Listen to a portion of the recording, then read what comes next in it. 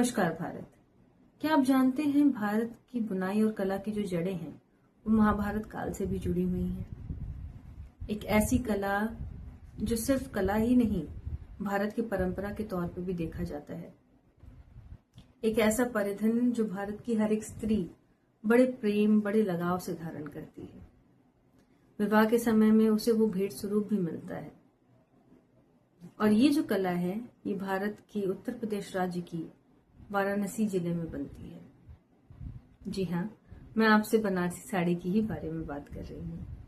एक ऐसी कला जिसे जरी, रेशम के धागों से बनाई जाती है और वो इतना अद्भुत रचना बन करके जब शरीर पे धारण होता है तो स्त्री एक छोटी बच्ची की तरह खिल उठती है।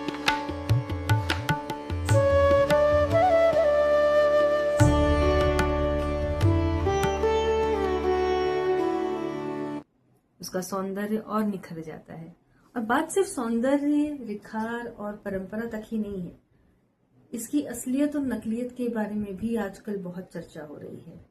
अगर मैं बाजार जाऊं और मैं कहूं कि मुझे बनारसी साड़ी लेनी है तो बाजार में 2000 से भी शुरू होती बनारसी साड़ी 20,000, 2 लाख तक की है। तो भाई असली कौन, नकली कौन, ये बहुत बड़ी समस्या आ गई।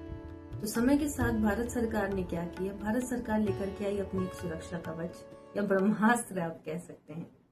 और उस ब्रह्मास्त्र या सुरक्षा कवच को हम कहते हैं ज्योग्राफिकल इंडिकेशन टैग।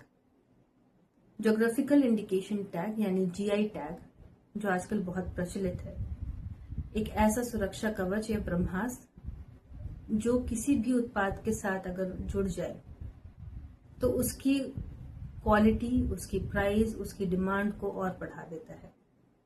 कारण है कि वो सिर्फ और सिर्फ प्रोडक्ट सिर्फ और सिर्फ उसी राज्य से ही आ सकता है। अब जैसे हम बात कर रहे हैं बनारसी साड़ी की, तो बनारसी साड़ी जो है अब इस टैग के मिलने के बाद सिर्फ और सिर्फ बनारस की ही बनी हुई साड़ियों को असली बनारसी माना जाता है।